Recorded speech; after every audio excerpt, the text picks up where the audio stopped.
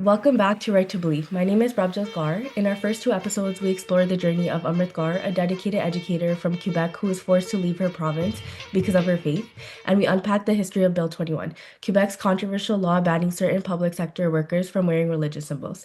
Today, in episode 3, we're taking you inside the Supreme Court appeal.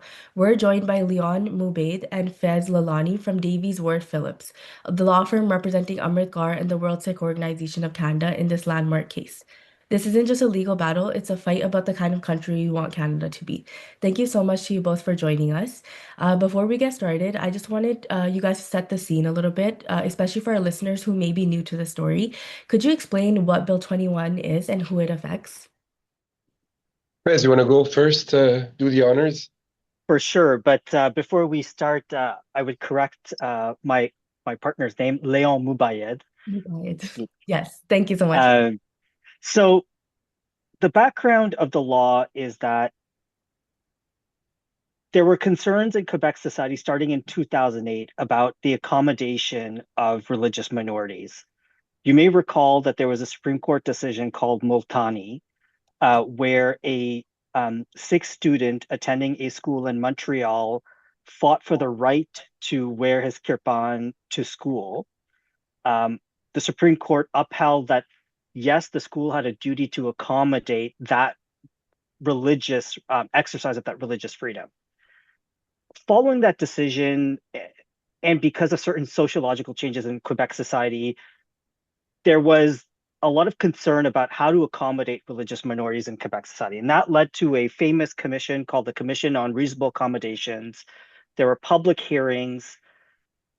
That led to something called a bill that was called the Charter of Values, proposed by the PQ government, which effectively articulated principles of what we call laïcité or secularism in Quebec society, and that would effectively would have sought to banish a lot of religious symbols from Quebec society.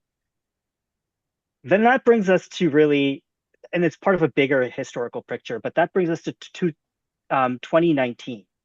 In 2019, a the Quebec government at the time, which is called the Coalition Avenir Québec, the CAQ is how we call them, who is it's a very nationalist party. They decided to address those pre-existing concerns with their own legislation.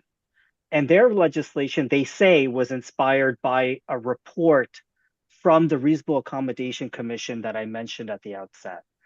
And what this bill sought to do was essentially to ban certain senior public sector employees, including teachers, from wearing any type of religious symbol whatsoever in their functions. So if you are a Muslim woman wearing a hijab, you can't be a teacher. If you are a Sikh woman wearing a dastar, you can't be a teacher in the public school system. Of course, it also applies to police officers, administrative judges, various director positions, and also to the Speaker of the National Assembly. And so these restrictions were put in place, and the law was adopted officially in, I want to say, June 2019. It's actually the day that Amrit Kaur got her teacher's license itself, and she was hoping to come back to Montreal to teach in the public school system here. But because the law was adopted, she was unable to come back and to really teach in the school system she wanted to. So at a high level, the law has two main provisions. The first is Section 6. Section 6 is the one that prohibits the wearing of religious symbols by certain members of the public sector in Quebec. Section 8 is another provision that prohibits people from wearing face coverings when accessing certain services given by the government of Quebec. The background context, of course, is much of this is targeted in reality at Muslim women in Quebec society. Because of large waves of migration from the Maghreb, like from Morocco, Algeria, etc., Francophone speaking countries, there are a large number of Muslim women who wear the hijab in Quebec now as part of the society. And so part of the impetus for this law is this, right? It's we don't like this in Quebec society. Not we, not me, but that's the public portrayal. And so that also explains to you why Section 8 exists, right? What face coverings are they trying to ban? Well, it's really about the niqab worn by a very, very small minority of Muslim women.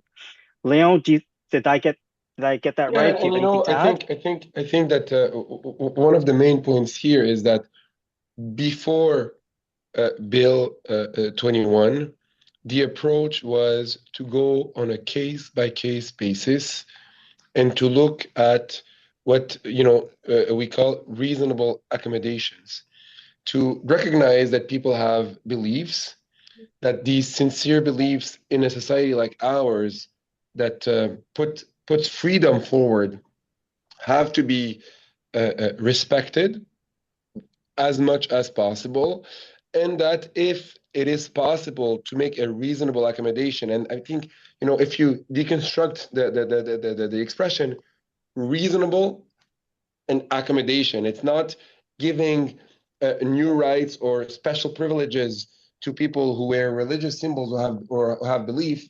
That was the initial approach, but then, I mean, as Fez said, it became sadly, in my view,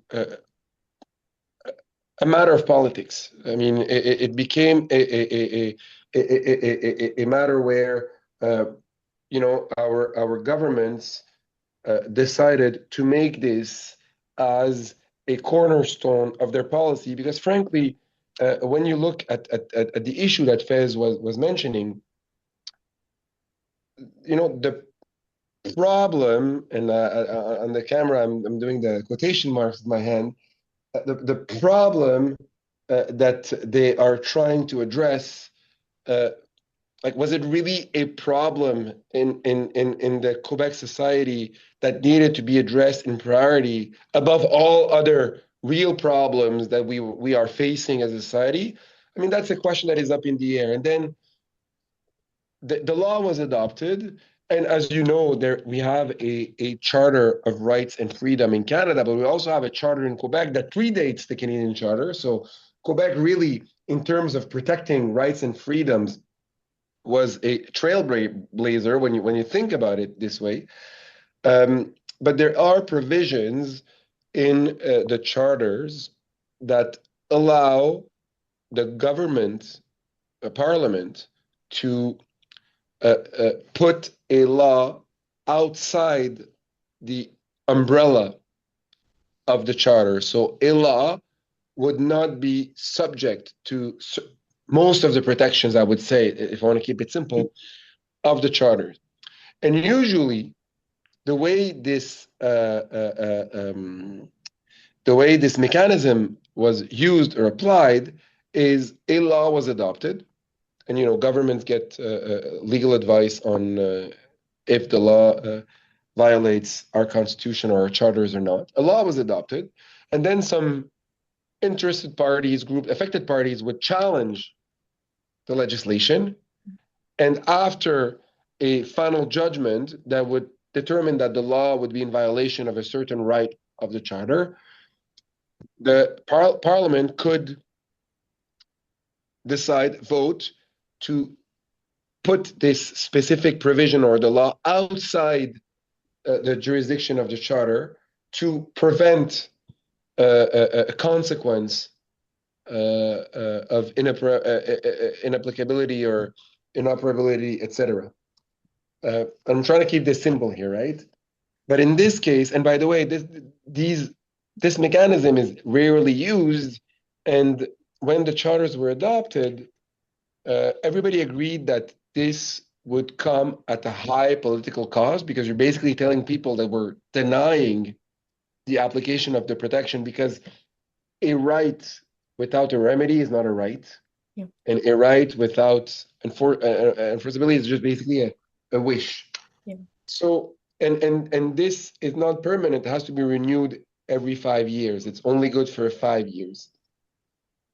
But in this case, what they did is that when they adopted the Bill 21, they included this provision before the announced or the expected legal challenges. So from the outset, the law was outside the jurisdiction of the charter. And that, I don't want to do an immediate segue because I want to give you the opportunity to ask your questions, but that gave a dilemma to a lot of the parties that wanted to challenge the law. Do we go and challenge the law based on the charter and argue that the charter applies and that the way that the government or the parliament adopted Bill 21 and use it notwithstanding law clause doesn't really work? Or do we find a way to argue based on a real argument that even without applying the Charter of Rights or Freedom, there is a way to challenge the law based on the Constitution? So the Charter is part of the Constitution, but the Constitution includes things that are not in the Charter. So how can you argue the Constitution without referring to the Charter? And WSO, when they gave us the mandate, we adopted the latter, an angle where we would challenge the law without invoking the Charter. If we could, before we move on, one thing I think is really important to mention coming out of what Léon was saying earlier about this reasonable accommodations crisis. We should all remember that the parliamentary report that came out of that process said it was a crisis of perception. Two famous, one sociologist, Gérard Bouchard, and philosopher Charles Taylor were the authors of the report. They met with Quebecers all across, and they came to the conclusion that there is no actual issue with the accommodation of religious minorities in Quebec society. It's just a crisis of perception, and it's tied up in Quebec's concerns about the protection of its identity. And how that ties into the notwithstanding clauses, one of the main uses for the notwithstanding clause in Quebec's history is for the protection of the French language. So historically, for many years, the Quebec legislature would invoke the notwithstanding clause to protect legislation from being attacked on the grounds that it offends, for example, the freedom of expression, right? Like if you regulate the use of the English language, you're attacking freedom of expression. So they would protect that using the notwithstanding clause. So all of this is tied in to the bigger social picture in which this law comes. And we have to remember that as to understanding the government's motivations in bringing this. But of course, we religious minorities are the collateral damage of that. No, thank you so much. That was perfect because it really did segue us into the next question. Could you both walk us through the legal journey from 2019 to now and some of the key legal arguments against Bill 21?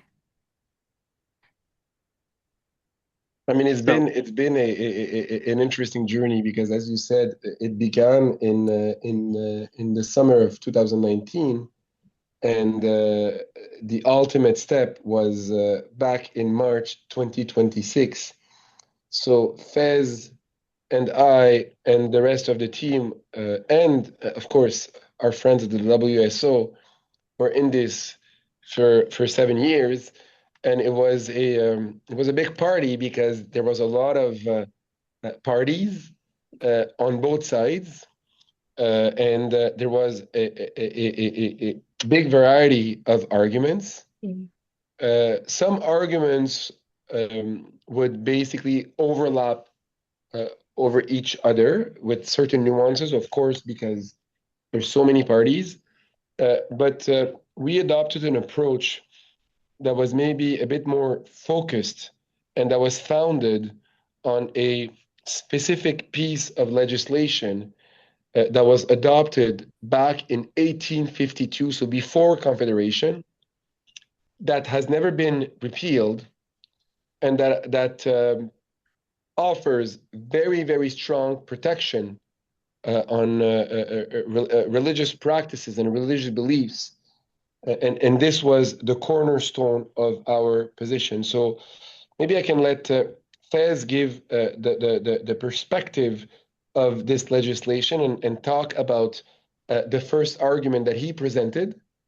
And then maybe I can talk about the second argument based on the same piece of legislation that I presented at the Supreme Court. And when I say him and I mean we split the oral argument in two, and that's how we presented it. But it is a pretty interesting argument in which both Faiz and I strongly believe it's simple, it makes sense, it's consistent with our legal system, and it's especially consistent with the history and the specific intent of Parliament at the time and our constitutional history. For sure. So why don't we spend a few minutes talking about the argument that the WSO presented, and then after that, perhaps we can then talk about the other types of arguments that were made, and then we can talk more about the trial and the appeal in the Supreme Court, because it's a long journey. Yeah. So starting with the first major argument that we made, as Léon pointed out, prior to Confederation, there were concerns about the protection of religious minorities in Canada. At the time, it was really just Ontario and Quebec together in something called the Province of Canada. In that context, the legislature here adopted a very specific statute, which seems to have taken word for word protections from US state constitutions for religious freedom. And it basically provides for the free exercise and profession of religious worship in the province of Canada. And it is guaranteed, and I'm quoting here, by the Constitution and the laws of this province, right? So they understood it to be a very fundamental protection when they adopted this legislation. The first argument we made is, you'll recall that Canada has a federal structure. There are certain laws that are federal, and there are certain laws that are within provincial jurisdiction. And when a federal law conflicts with a provincial law, the federal law takes over, has superiority over the provincial law. That's how our system ensures that if there's that conflict, we can resolve that conflict. And it's a rule that exists in many other jurisdictions. And what we argued was that the statute of 1852, upon Confederation in 1867, because in 1867, it's not like all roots with the past were cut, right? When Canada was made into a confederation, all the pre-existing laws continued in force, and they continued, and they were then assigned to each of the federal government and the provincial governments, depending on to which legislative authority they belong. And we said, the law of 1852 actually is part of the federal jurisdiction over the peace, order, and good government of Canada.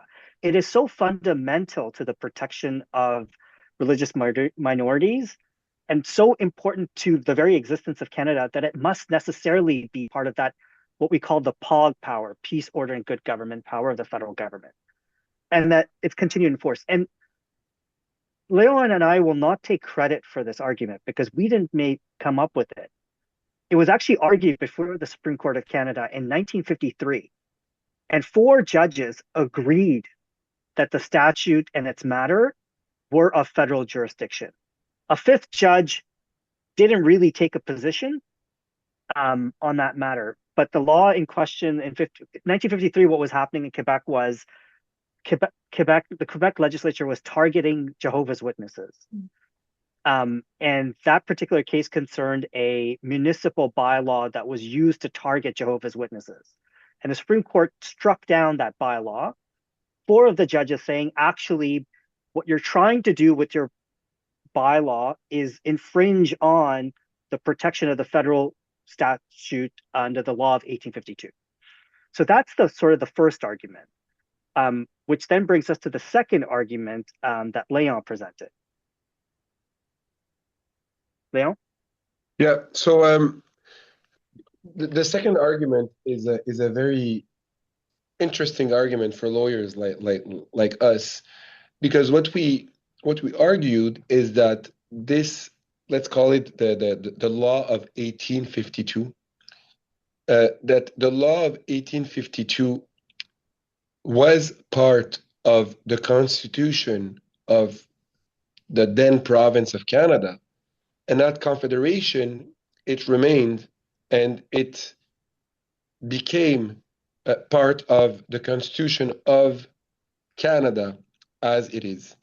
And what's interesting here is that uh, the argument that we were making, which is not something new, it's been recognized widely by the Supreme Court of Canada.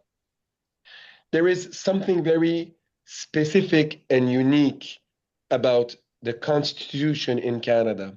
You know how we're all familiar with what's going on in the U.S. because we've seen it in movies, or we hear it on TVs, etc. There is the Constitution, and the U.S. Constitution is a document that people read, refer to, and they always want to abide by the Constitution, and they want to protect the Constitution. We have a Constitution in Canada too, but the Constitution in Canada is very unique because we are inspired by, we are related to the Constitution in the United Kingdom.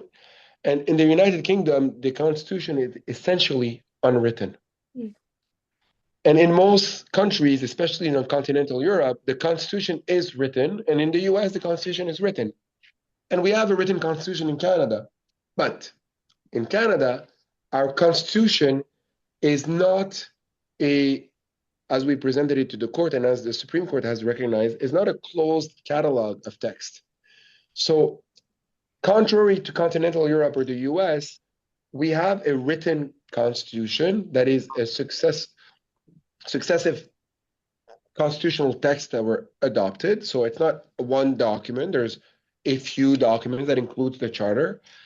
But also, our constitution includes unwritten rules.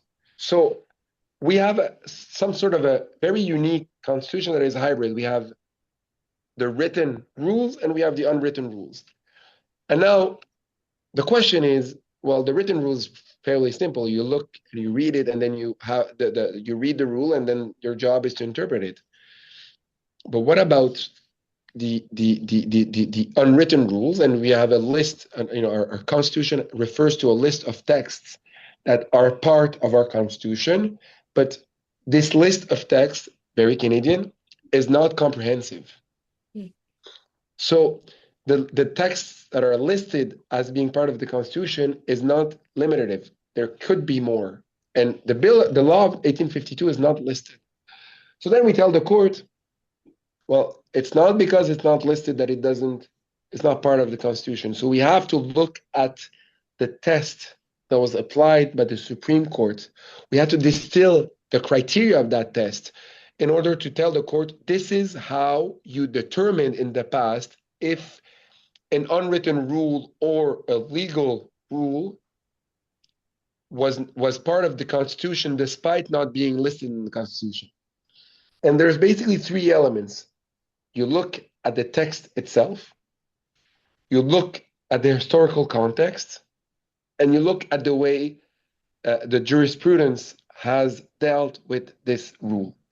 And in our case, we explained to the court it was pretty simple, because when you look at the text, the first step of the test, as Faiz mentioned it, is specifically, explicitly says, the law of 1852 explicitly says that it forms part of the constitution of the land. So that's number one. It's pretty explicit.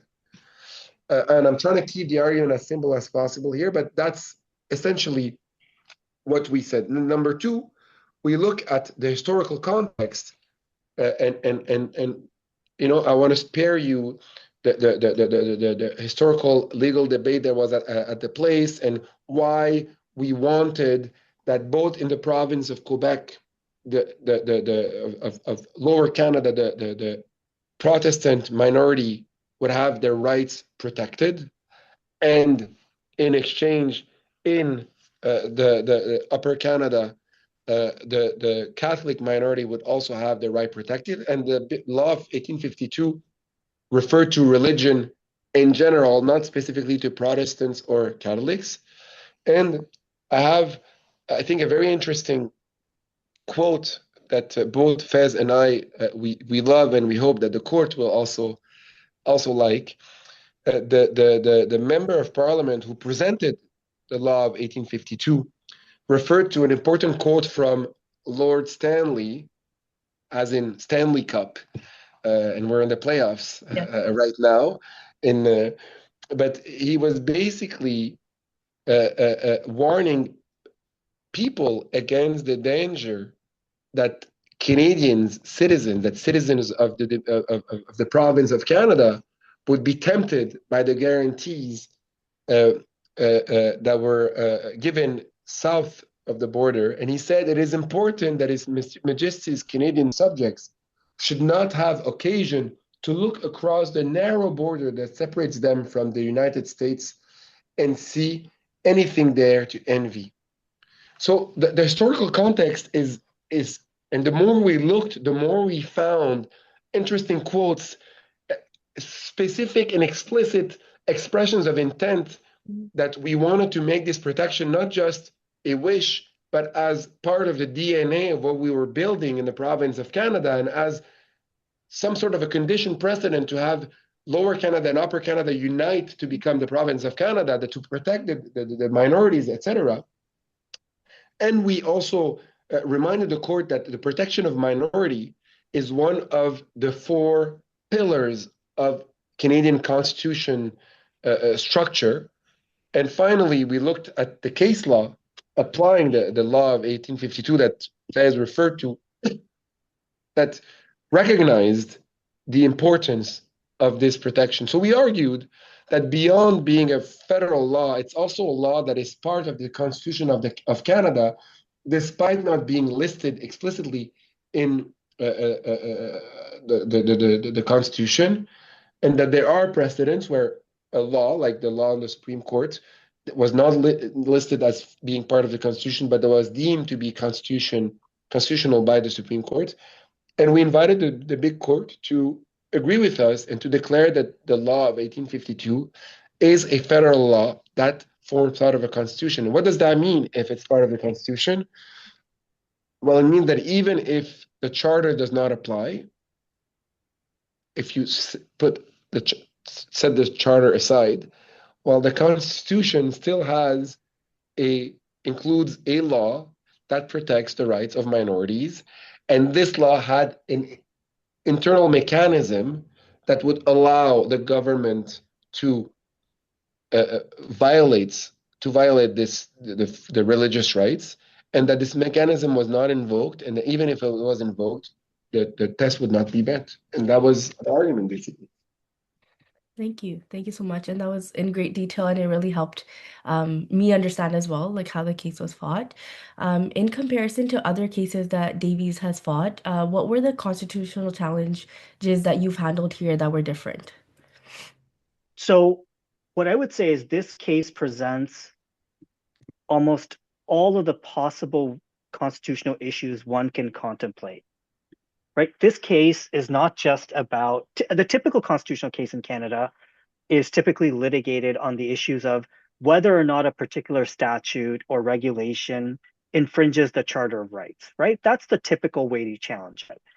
The other typical way to challenge a law in Canada is to say, hey, it's the wrong order of government that has adopted this law, or this law exceeds the powers of the provincial government or the federal government, right? So really it's two pillars of challenge typically in Canada. There's you invoke the charter or you invoke what we call federalism arguments. This case brings together all of those issues, right? Because of what Léon said at the outset, because of the use of the notwithstanding clause, parties had to adopt one of two strategies. The first strategy was to say, actually, there is some sort of restriction on the use of the notwithstanding clause. And then the second type of argument was actually, forget about the notwithstanding clause. There are other reasons why this law the Bill 21, is invalid. And the principal argument for the second category were arguments based on federalism. So, for example, one of the parties argued that Bill 21 is in reality a criminal law statute and therefore not within the competence of the provincial legislature because criminal law is within federal jurisdiction. Another party argued that Bill 21, because it concerns matters of religion, is actually not within the competence of the provincial legislature because religion is a federal issue under the peace, order, and good government power. Then there were other arguments within the charter, but that were not affected by the notwithstanding clause. Because one thing to understand is the notwithstanding clause doesn't immunize all types of challenges under the charter. It immunizes some of the most fundamental ones like freedom of expression, freedom of religion, freedom of association, discrimination, habeas corpus, like the right to not be detained by the government. But for interesting reasons, Section 23 of the Charter, which is about the protection of minority French language and English language minority educational rights, those can never be subject to the notwithstanding clause. So one of the arguments, one of the lead plaintiffs was English Montreal School Board, which said actually Bill 21 has no force and effect with respect to the English language school boards in Quebec, because the English language school boards have their own interest in ensuring a certain level of cultural diversity and a certain different cultural perspective. And therefore, you can't stop us from hiring teachers who wear the dastar, teachers who wear the hijab. We can do that. Another type of argument which was raised was about gender equality. So Section 28 of the Charter is an explicit recognition that the Charter must always guarantee gender equality. And that particular provision is not subject to the notwithstanding clause. So the government can never invoke the notwithstanding clause in relation to it. So one of the arguments made was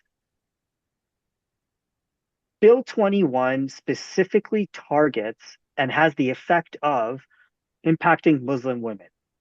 Because as I said right at the outset of our discussion, the bill is really in the sociological context about Muslim women who wear the hijab. And the proof is every person who has had to resign as a teacher has been a Muslim woman who wears a hijab. That was the evidence that they adduced at trial.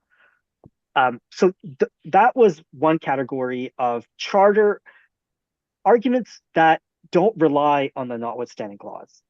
Then there was another category of arguments, which is that there are limits to the exercise of the notwithstanding clause. So for example, you can't preemptively use it. So as Léon said, typically the way things work in this country is a government adopts a law, it gets challenged, it gets set aside. Or the government could then in that circumstance say, okay, now I'm going to use the notwithstanding clause because I would like to invoke my sovereignty over these issues. I don't believe courts should have the final word on the issue. Another type of argument was, fine, you can invoke the notwithstanding clause, but even if you invoke the notwithstanding clause, the court can still say religious freedom has been infringed. This is what we call the declaratory remedy. The court can say that religious freedom has been infringed in this case, or equality rights have been infringed, but the effect of the court's declaration is basically suspended until such time as the legislature removes the use of the notwithstanding clause. So at a high level, those were the types of arguments. There are many other arguments. And, at the Supreme Court, there were, I think, over 50 interveners making all sorts of different arguments about mostly against the law, a very small minority in favor of the law. But it was very interesting to hear all the arguments on both sides. And there's a saying in life, I want to present this simply, that at the trial level, you argue the facts. At the appeal level, we argue the law. Mm-hmm. At the Supreme Court level, we argue public policy. So when we got at the Supreme Court level, in some way, it's not about Bill 21 anymore. Mm-hmm. It's about what kind of country do we live in? And when I say what kind of country, I mean, what is the constitutional structure? How does it work? What are the constitutional rules? And then when this is set, adjudicated by the Supreme Court, the consequence will be on Bill 21, but will be also on all other pieces of legislation that would be subject to these type of issues. So yes, we are fundamentally, our action here on behalf of WSO is to try to defeat Bill 21. But when we are arguing at the Supreme Court, it's really about what is the constitutional structure and what are the rules that apply and how do they apply.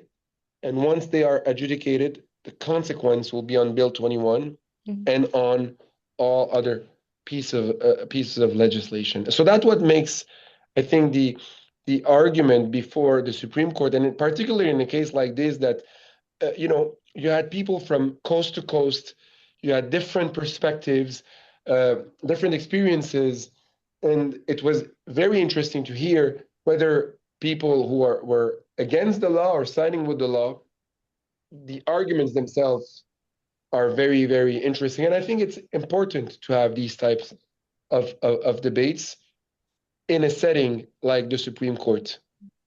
100%. Yeah. And I guess the burning question that I think all like people who are watching and really like looking into Bill 21 is what happens if the Supreme Court decides to uphold Bill 21? Like, what's the next step after that? Well, I mean, I think that so there's many things that can happen, right? I mean, we can't look at this as, and maybe if I bank on what I just said, is uphold or defeat Bill 21. The court will have to decide on a number of questions about our constitutional structure.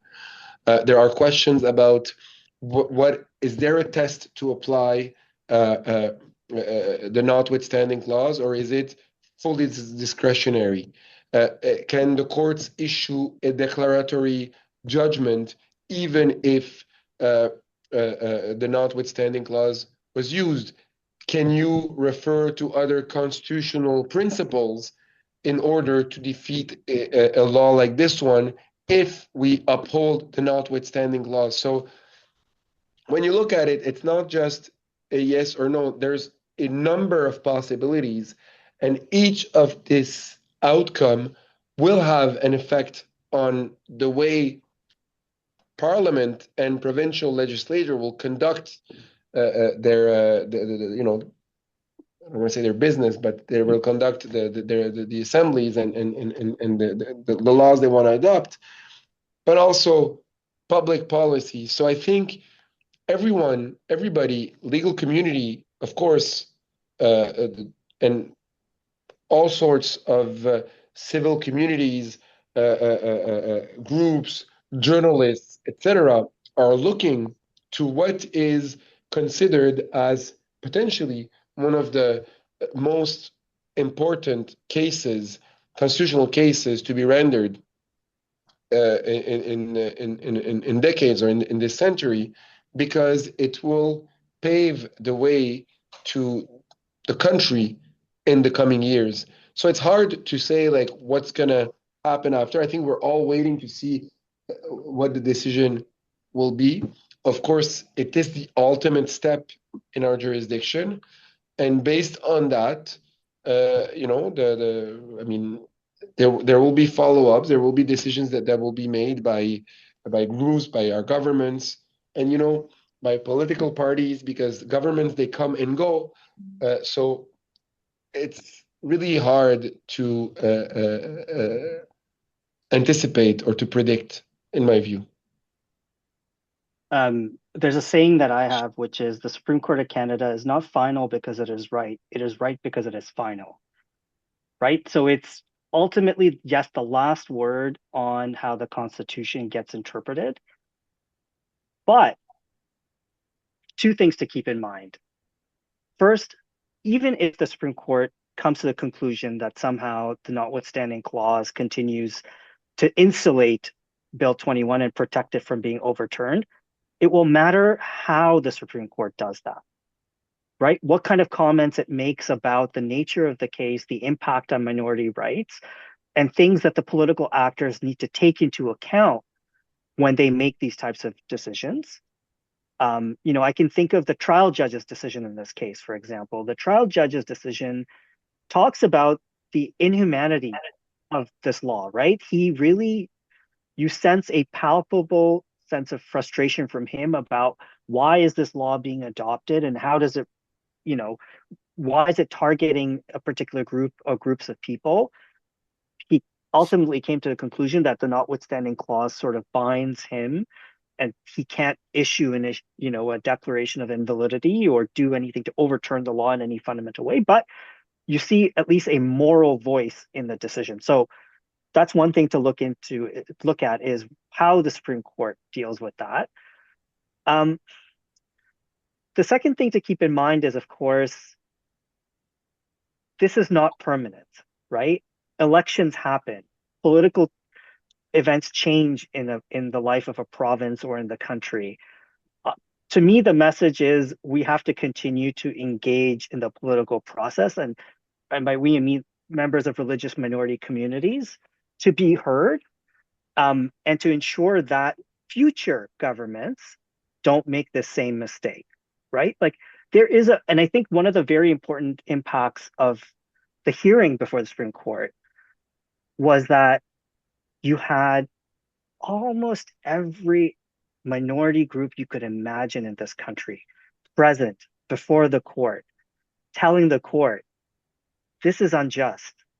Our political system shouldn't tolerate this. Now, maybe the legal constraints are there, but that moral voice is extremely important. And I think it's just a reminder that minority communities have to continue to engage with the political process as well as the legal process to make sure that their rights are protected. Of course. Thank you so much for sharing the legal journey of this case. I now want to shift the conversation a little bit more towards like the human impact of this bill. Have you heard from others affected by Bill 21, such as Canadian Civil Liberties Association and the National Council of Canadian Muslims, around what's been going on with them and how they've been impacted? I don't think we've had specific conversations about members of the communities that, for example, the NCCM represents. But we have, of course, heard of anecdotes, both from within the Sikh community and outside of it, of people who have not been able to, for example, pass the police service exams. One of the women lawyers at the outset of this trial was somebody who wanted to be a Crown prosecutor. Mm. She couldn't be a Crown prosecutor because she wore the hijab. And there are many other examples of that particular situation. And again, this law targets minorities, right? So you're not going to hear it as much of that impact.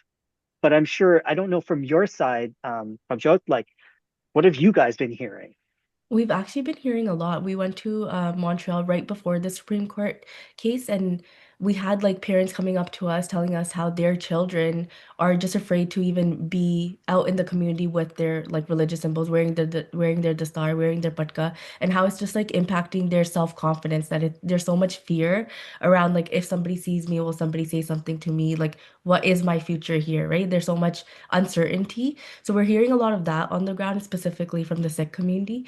But it's always disheartening, I think, hearing these stories and just knowing that like this is what's happening on the ground, and like a bill like this is so unjust and just doesn't make any sense. And this is why, and I want to just reiterate what Faiz said.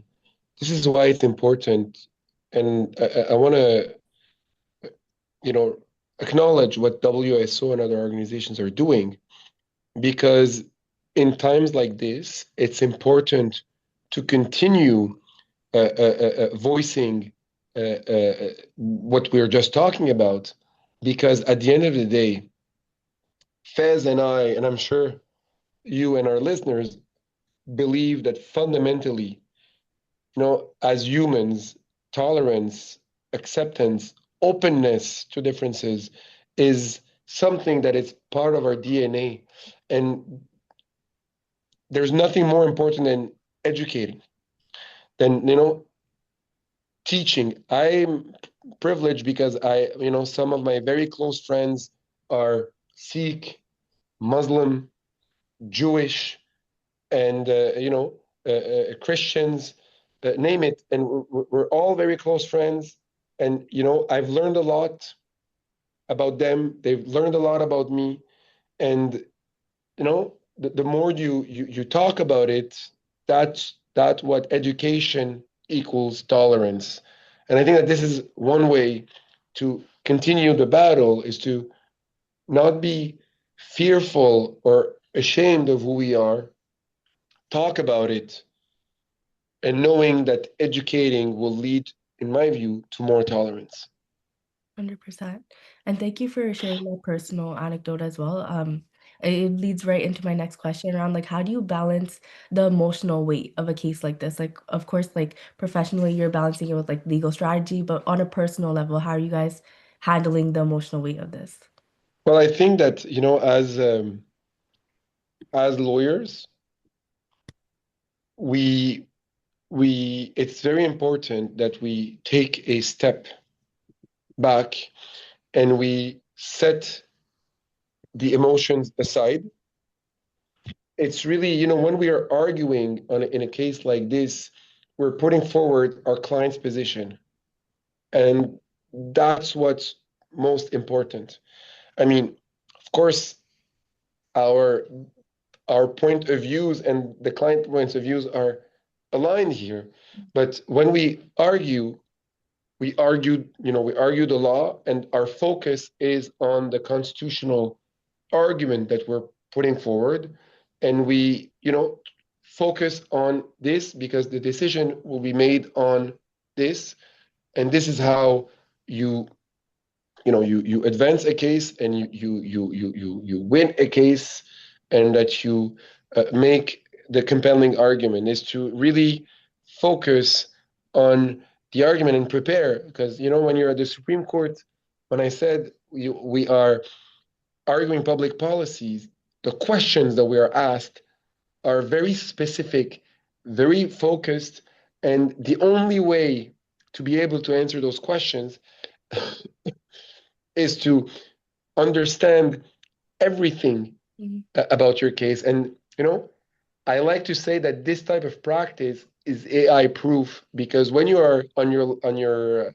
feet in front of 7, 8, 9 judges who are excellent jurists, and that they've studied the case and they're asking you very specific questions, you need to know your case law, you need to know your facts, and you need to know what you're arguing.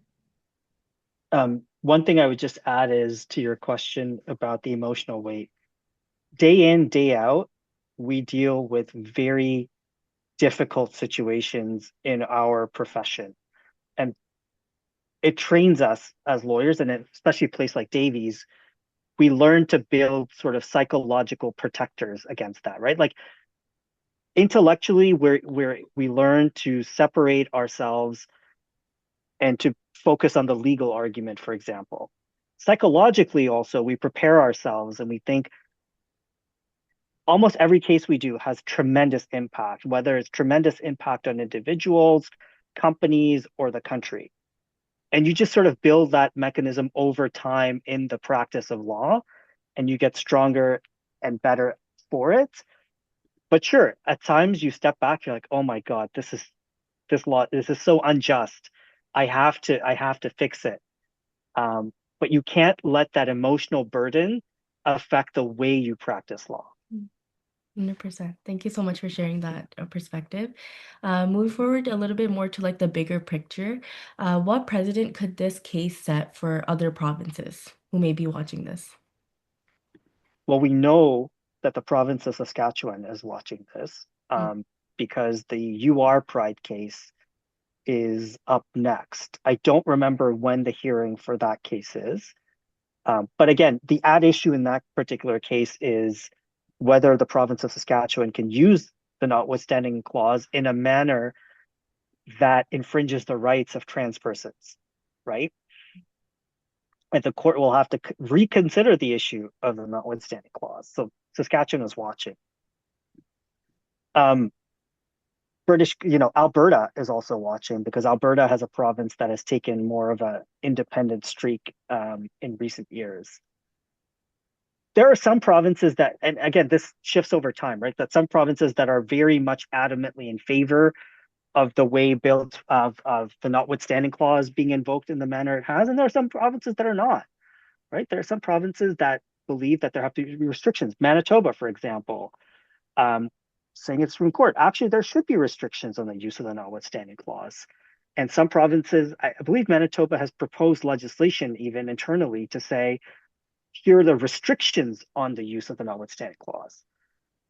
You may know that the federal government has never used the notwithstanding clause. And there have been bills kicking around for many years about restricting even federal parliament from using the notwithstanding clause. So everyone's watching this case that, again, has so much importance, as Léon pointed out, concerning how the notwithstanding clause is interpreted. And we'll wait and see how the Supreme Court decides that. And then are there any similar cases internationally that you both are watching that you believe are similar? Well, as I said, because Canada is a bit more specific, this is a very, Canadian-specific case.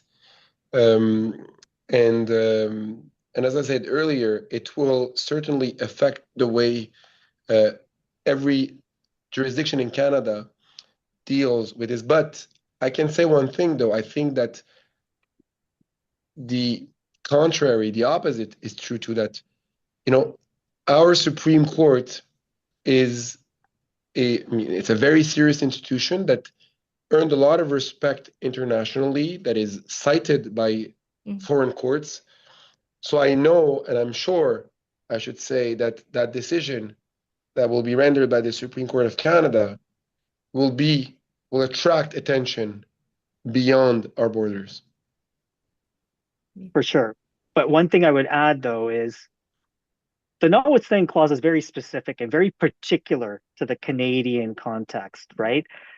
In the US, if you are litigating this, there's no notwithstanding clause. There's no notwithstanding clause in Europe or India or Pakistan or other jurisdictions. The way they look at the question is different. And, that's the thing that Léon and I, sitting at the hearing, we were talking to each other and we were like, it is a weird situation we find ourselves in as a country, with this odd sort of exception that the government can invoke to suspend rights. Very, very Canadian. Yeah, very. Thank you so much for sharing that. To wrap up our podcast, I had one final question for you both.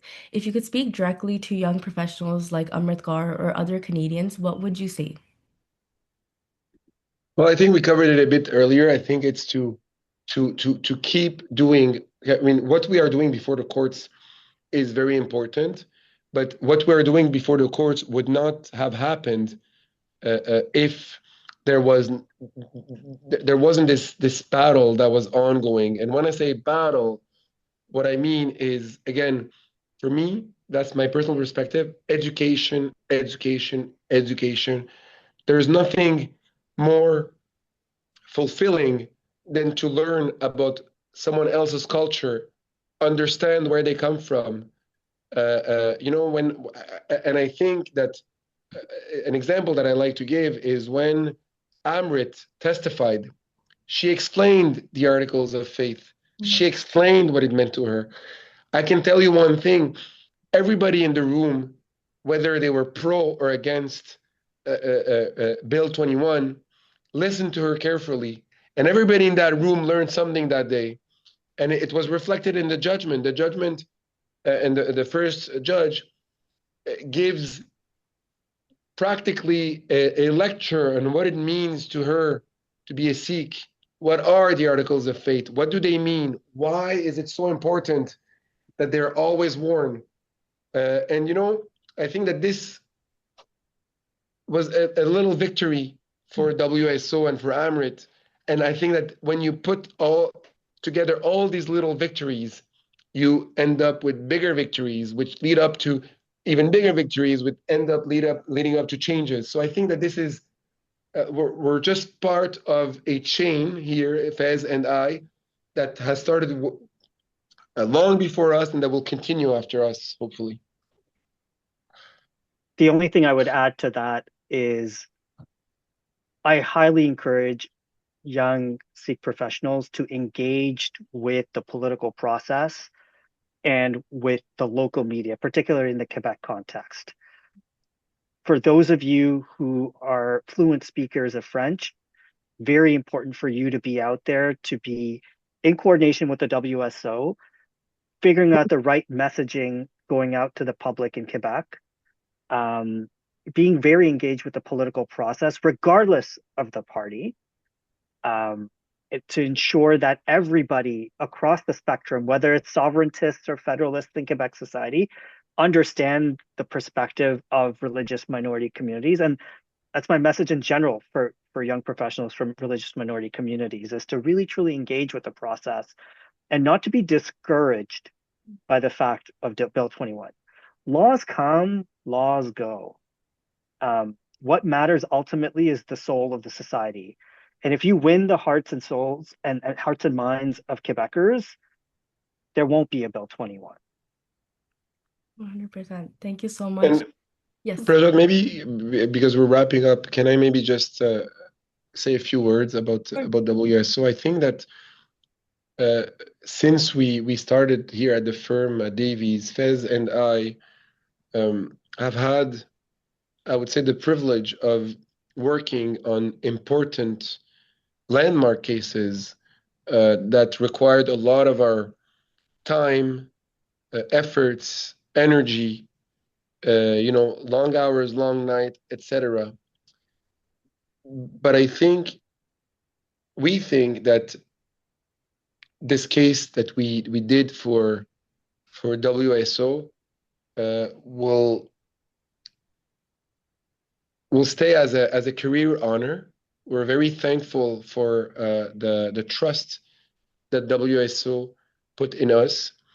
We're very thankful for Balpreet, who instructed us early back 7 years ago, and who has been a great advisor and someone who supported us.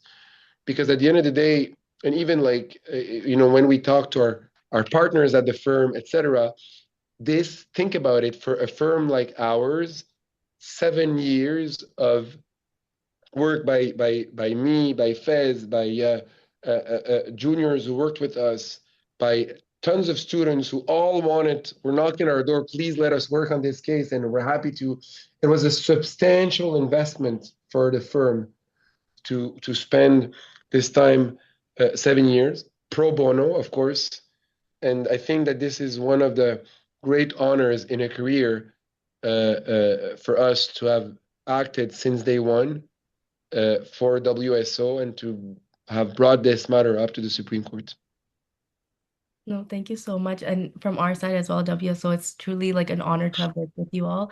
You guys have been amazing through this. I know it's definitely been a difficult journey, but we really appreciate just how much time and effort that you guys have put in as well. And it means the world to us. Even you guys sitting here with me today to have this conversation means a lot. So I truly appreciate both you, Faiz and Leon. And I just want to say that moving forward, we hope that whatever happens next, we'll be following the case. We'll be on social media just as trying to post as much as we can. So to our listeners who would like to learn more, please visit worldsikh.org and please follow us on our social media and join us next time on the Right to Believe podcast as we speak with educators and faith leaders about life under Bill 21. Thank you so much to you both. Thank you for having us.